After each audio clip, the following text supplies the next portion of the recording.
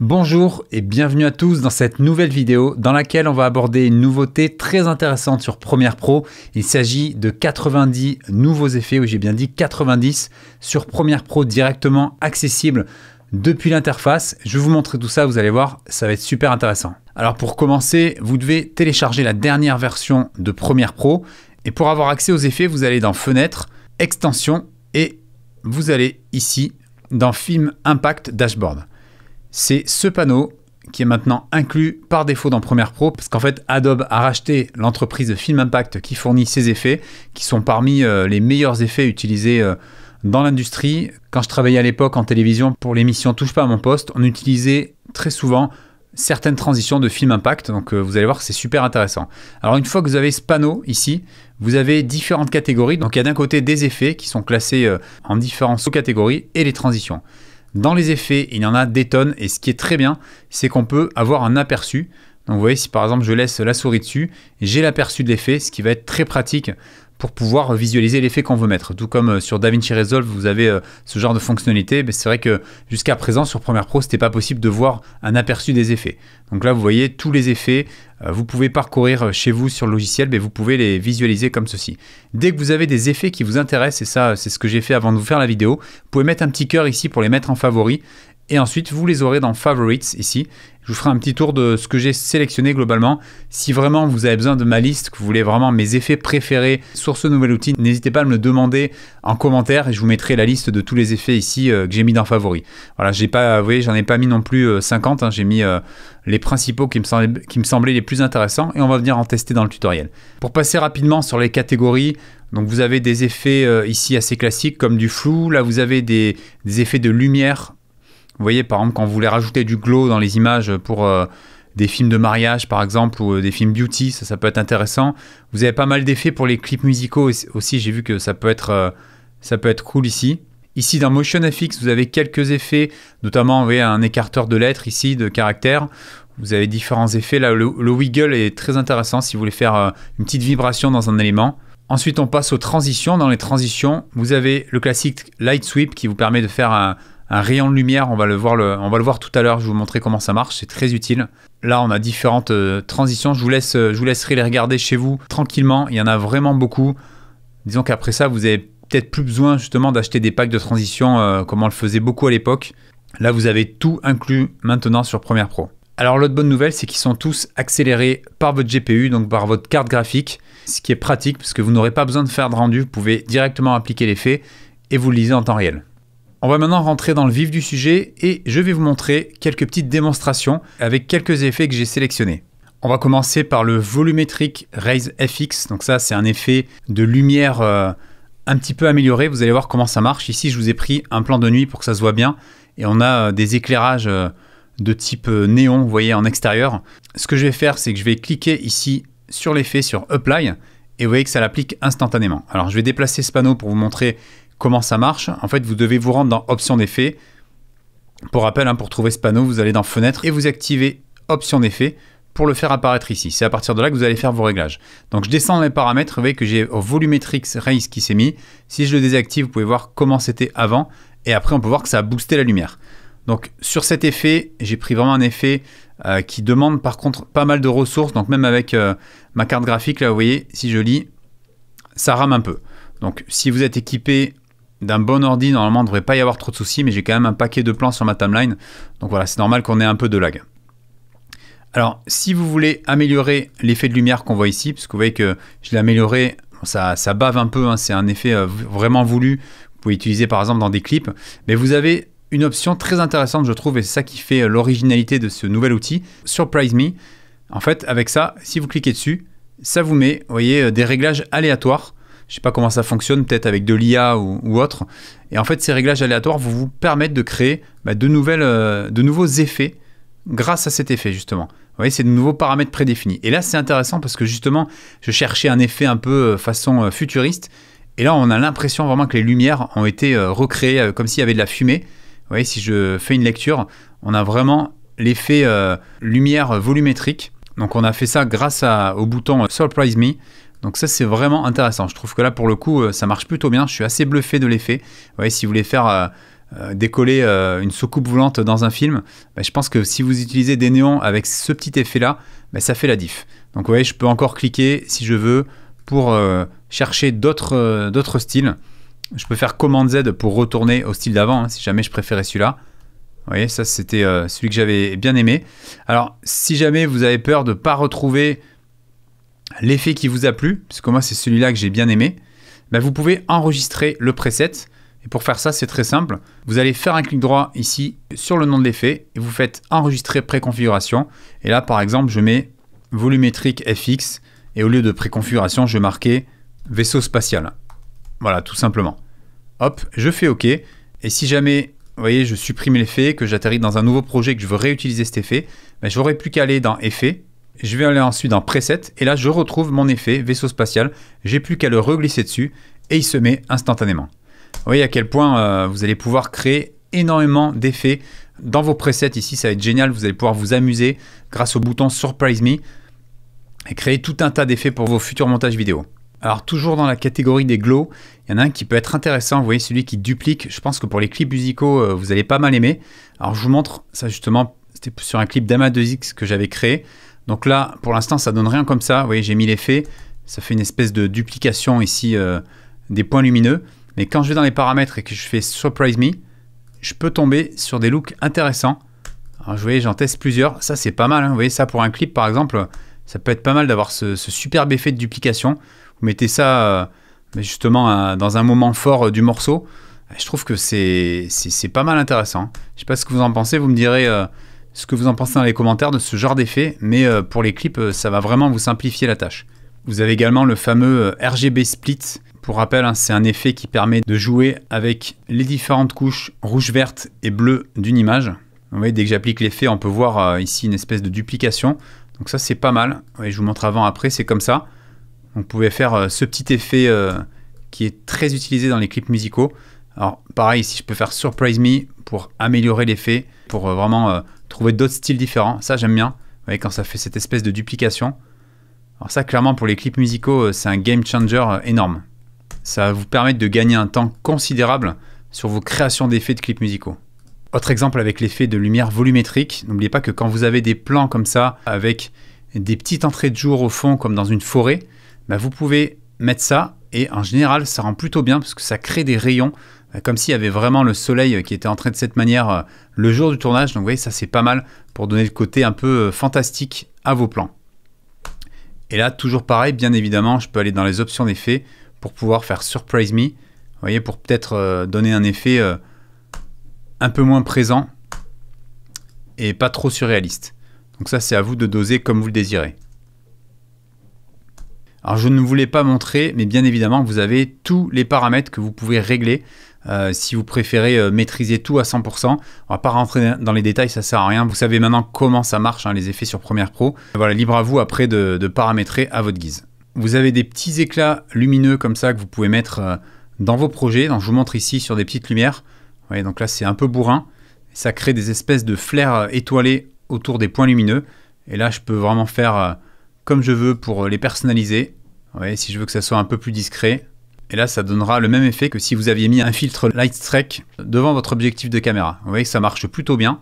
Alors, je vous rappelle qu'avant, parce que là, on ne s'en rend pas trop compte, mais avant, c'était comme ça. Il n'y avait pas du tout d'effet. Vous voyez. Et là, en rajoutant ça, vous avez votre petit effet étoilé comme ça sur les projecteurs. On passe maintenant à une autre catégorie d'effets, les Motion FX. Et là, il y a un effet que j'attendais depuis des années sur Premiere Pro. Je vous ai expliqué comment le faire manuellement, mais c'est quand même une galère. C'est le fameux effet de tremblé de caméra, donc Camera Shake FX en anglais. Pour l'utiliser, c'est tout simplement quand vous avez des plans qui sont un peu monotones, un peu fixes, que vous avez besoin d'ajouter du mouvement, de la dynamique. Vous allez voir un cas précis. Ça va sans doute vous parler dans cet exemple. J'ai un plan ici sur un compteur de voiture qui a été tourné en plan fixe.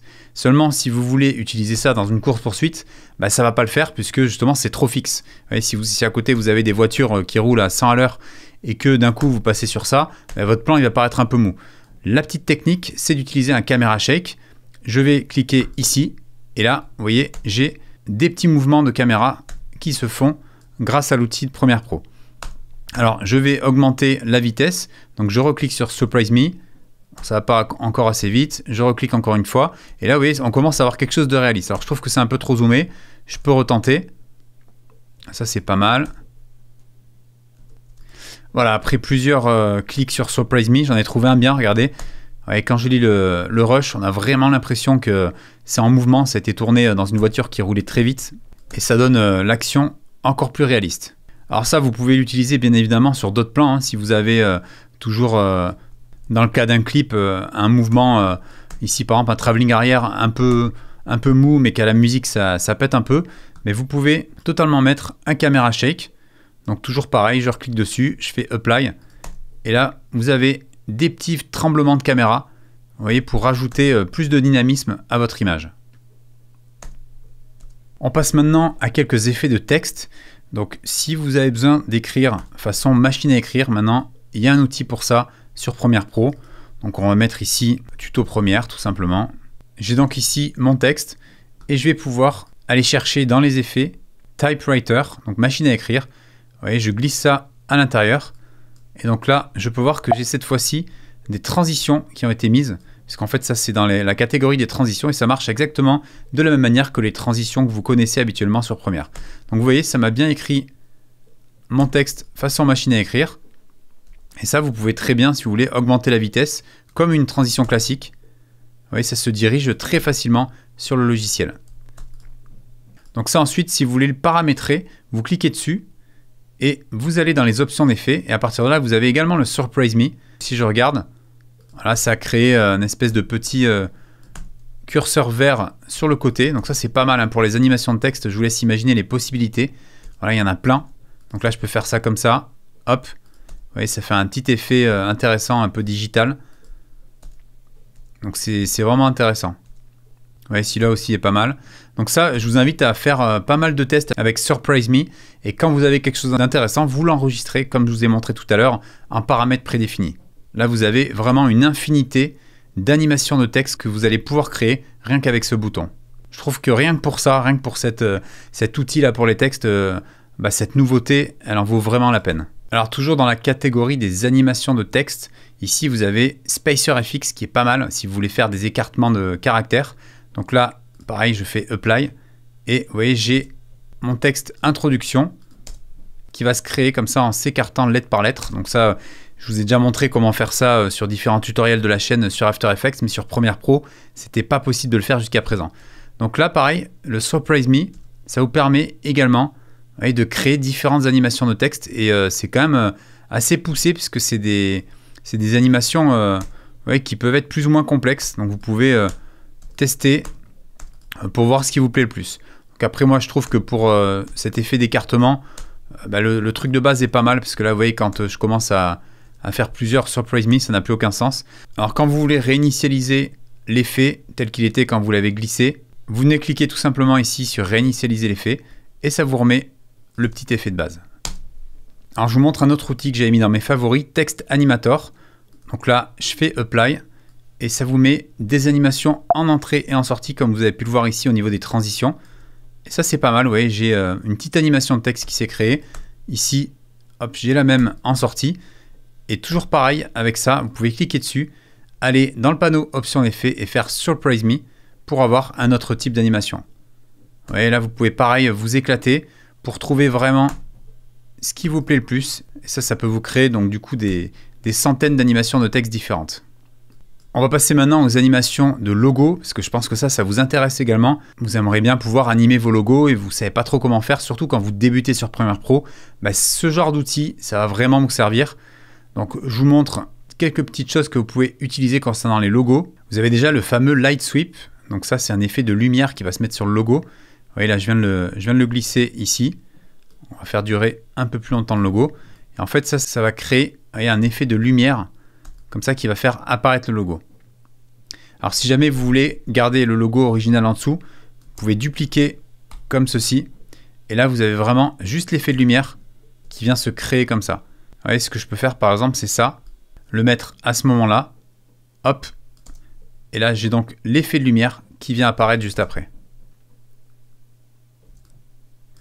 Cet effet de lumière, je peux le rallonger comme une transition, donc ça c'est quand même assez pratique. Vous pouvez faire apparaître ça avec un effet de flou. Donc si je veux ajouter justement un effet, mais que là j'ai 2 éléments, n'oubliez pas que vous pouvez faire ici des imbrications de calque. Donc vous sélectionnez 2 éléments, clic droit, imbriquer. Voilà, ça me permet d'ajouter des effets. Donc vous voyez, j'ai toujours mon effet de light sweep ici. Maintenant que j'ai imbriqué mes 2 éléments, je vais pouvoir faire ce que je veux.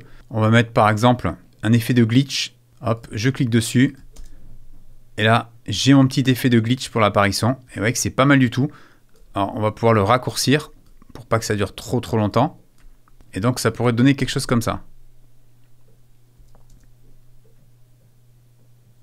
Je peux également faire trembler mon logo avec un wiggle. Vous voyez, j'ai le wiggle FX ici, je l'applique. Et donc j'aurai mon logo qui va être un petit peu animé comme ceci. Vous voyez qu'en un rien de temps, j'ai pu appliquer pas mal d'effets en combinant tout ça pour pouvoir animer mon logo très rapidement. Toujours pareil ici, n'oubliez pas que si vous voulez changer le wiggle, vous pouvez faire Surprise Me. Voilà, donc là c'est un peu n'importe quoi, mais pour pouvoir justement créer quelque chose un peu plus vivant. Et vous voyez que ça c'est pas mal, par exemple ça donne un côté assez organique à l'élément. Ça peut être très bien être un titre en transition dans une émission ou justement sur une chaîne YouTube pour vraiment habiller au mieux vos textes. Donc ça c'est pas mal. Je trouve que pour les textes, le wiggle s'en sort vraiment pas mal.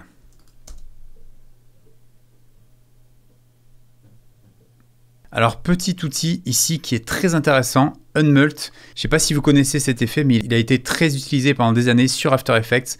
Je sais qu'en boîte de prod, moi, c'était des confrères graphistes qui me l'avaient fait découvrir. Et en fait, ça vous permet de supprimer des fonds blancs ou noirs sur des logos. Donc là, par exemple, on a l'école des vidéastes. Et imaginons que j'aimerais mettre ce logo sur cette image. Et que je ne peux pas parce que tout simplement j'ai un fond noir. Pour les personnes qui maîtrisent bien Photoshop, il n'y a aucun souci, vous allez dans Photoshop et vous détourez ça en un rien de temps. Mais pour les autres qui veulent rester exclusivement sur Premiere Pro, maintenant c'est super cool parce que vous avez accès à Unmult. Donc il appelle ici Alpha FX. Vous cliquez dessus pour l'appliquer. Pour l'instant ça ne marche pas, mais vous allez dans les options d'effets et ici vous mettez Semi-Automated et vous voyez que ça vous a détouré le logo, donc ça a enlevé, ça a retiré carrément le fond noir pour pouvoir l'intégrer plus rapidement dans votre séquence. Et ça vraiment c'est également un game changer pour vos montages. Alors je ne vais pas forcément tout vous détailler, mais vous avez les transitions classiques, vous voyez, avec le blur dissolve, le blur to color, le burn alpha, le burn chroma, l'effet chaos. Voilà, vous avez tous ces effets qui sont disponibles maintenant en un clic sur Premiere Pro. L'effet flicker aussi est pas mal. Je vous montre juste la petite démo là qu'on voit. Ça c'est pas mal hein, sur les clips.